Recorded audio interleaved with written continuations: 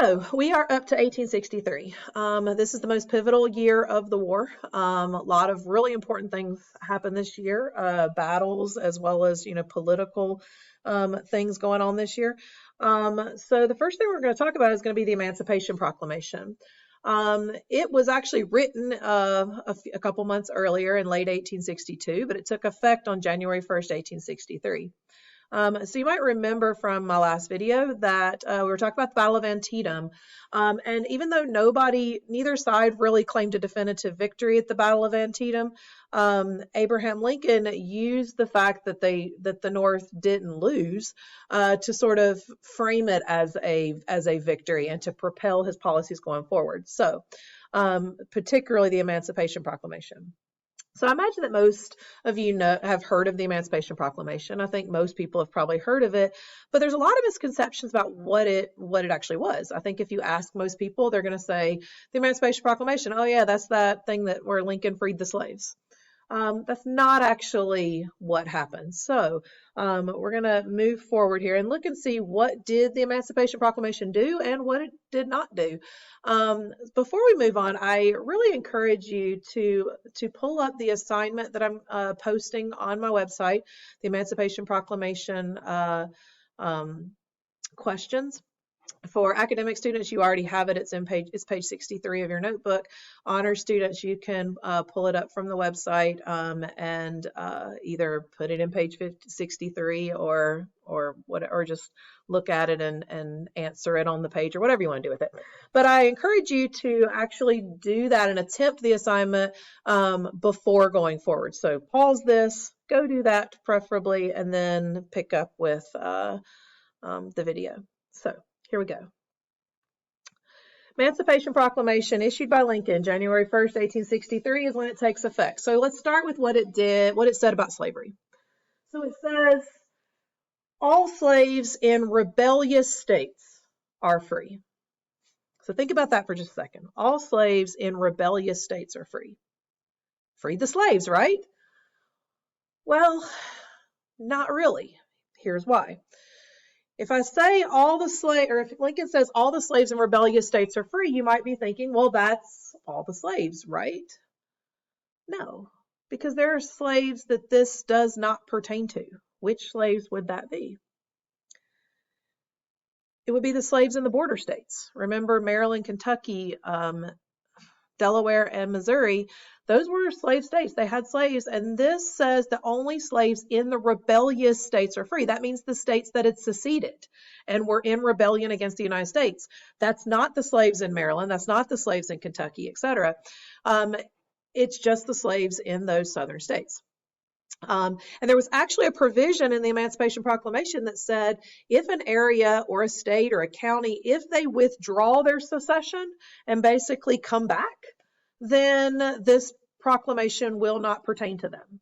So there's this incentive to try to get some of the areas to not be in rebellion any further. Don't think that really worked. And think about why Lincoln put this exception on the Emancipation Proclamation. Why did he not free the slaves in Maryland and Kentucky and Missouri and Delaware? And remember what Lincoln's ultimate goal throughout the war always was. Number one goal was keeping the Union together and trying to prevent more places from seceding. He knows that if he issues a proclamation that is freeing the slaves in Maryland and Kentucky, then Maryland and Kentucky are going to secede. So he exempts them from this. All right. So what's the problem in saying all the slaves in rebellious states are free? Well, there's two really. One problem is it doesn't free all the slaves, The other problem is those southern states that he is talking about that have to free their slaves, well, they don't recognize Lincoln as their leader. He's not their president. They don't consider themselves part of this country anymore. So are they going to listen and say, oh, well, Lincoln said free the slaves. I guess I have to free my slaves. No, they're not going to do that. So the problem is Lincoln freed the slaves where he had no power to do it. And he didn't free the slaves where he might have had the power to do it. Think about that for a second. Does that make sense? So how many slaves actually got freed because of the Emancipation Proclamation? None at all. because the southern states didn't free their slaves just because Lincoln said so, and the slaves in the border states remained in slavery. So that's the big problem there. And I'm going to scroll up so that those who are trying to write it down can see that. Lincoln had no authority to free the slaves in the South, and he chose not to free the slaves in the places where he might have been able to. All right. But the Emancipation did not end with just talking about slavery. It also talked about, it also included some other stipulations in it. And I'm going to point out the next to the last little paragraph here. I further declare and make known that such persons of suitable condition will be received into the armed services of the United States to garrison forts, positions, stations, and other places, and to man vessels of all sorts in said service. What persons is he talking about?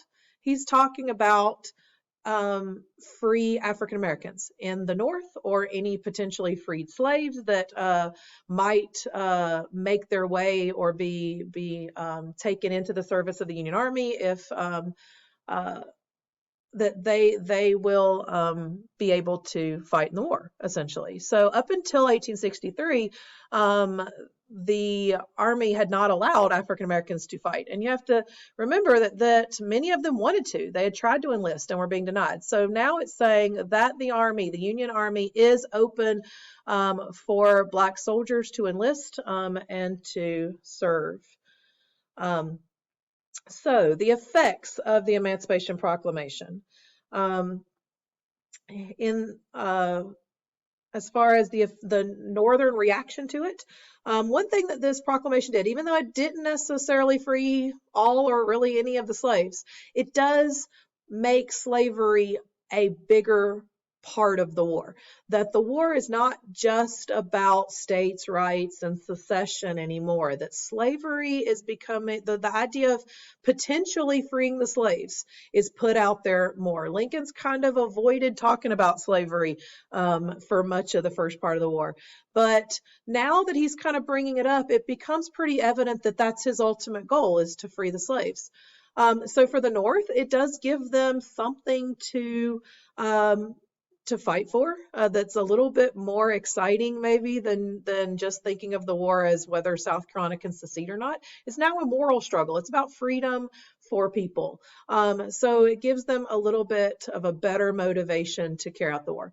For the South, it's going to make them even more outraged. It's going to show them that there's no real turning back to the way things were before.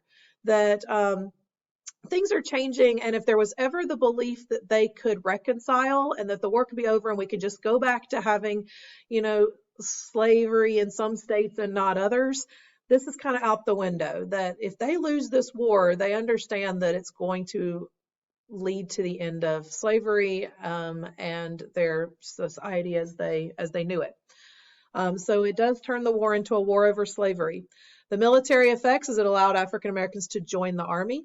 And another thing that's really important too, that a lot of people kind of forget with this, is because the war is now more definitively about slavery, that is going to impact whether other countries are going to want to help the South. And remember, the South needed other countries' support because they didn't have the resources they were going to need. They were counting on places like Great Britain selling them supplies and resources that they would need, hoping that their relationship with the cotton trade would bring in that support. But the thing is, Great Britain had already abolished slavery, and they're not going to be very keen on jumping into a war where it looks like they're supporting a side that is fighting for slavery. Now that the war is more about slavery, other countries that don't have slavery are not going to want to help the South in that. So let's move on. So speaking of African American enlistment in the war, here is an enlistment poster trying to recruit African American troops. It is important to recognize that when they did enlist in the Army, they were in segregated units, and that they were denied rank and the ability to actually be like in higher ranks, like corporals and lieutenants and generals and stuff like that. All of the divisions of Black soldiers were commanded by white officers, as you could see here. The most famous of the Black divisions during the Civil War was the 54th Massachusetts Regiment. So I encouraged you earlier to watch the movie Glory, starring Matthew Broderick, Denzel Washington, and Morgan Freeman. It's an excellent movie. I hope that you watched it. It's about this particular regiment. And this regiment was led by Colonel Shaw, who was portrayed by Matthew Broderick in the movie. The other characters in the movie were not specific individuals that are like identified, like in this picture. I can't point to one and say, oh, that's the one that was Denzel. They took a little bit of liberties there as far as creating those characters, but the regiment did exist, and the Battle of Fort Wagner at the end was one of their major moments. I don't want to spoil the movie. If you haven't watched it, then you really should. But even for a long time, Black soldiers were not allowed to actually fight in the war. They were used as they were used in manual labor capacities, whether it was hauling supplies, digging graves, digging latrines and stuff like that. And even though it might be weird to kind of think about, they wanted to fight. They wanted to be on those front lines. That's where the glory is, hence the movie Glory. And so the 54th Massachusetts did eventually get to fight at the Battle of Fort Wagner. You have to watch the movie to see how what happened there. Here's some more pictures of the 54th Massachusetts.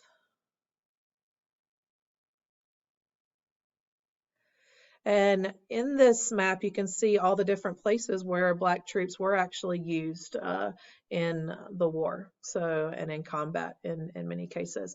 They were denied, like I said, they were denied rank, but they also were paid less and often had fewer supplies and stuff like that than the white troops.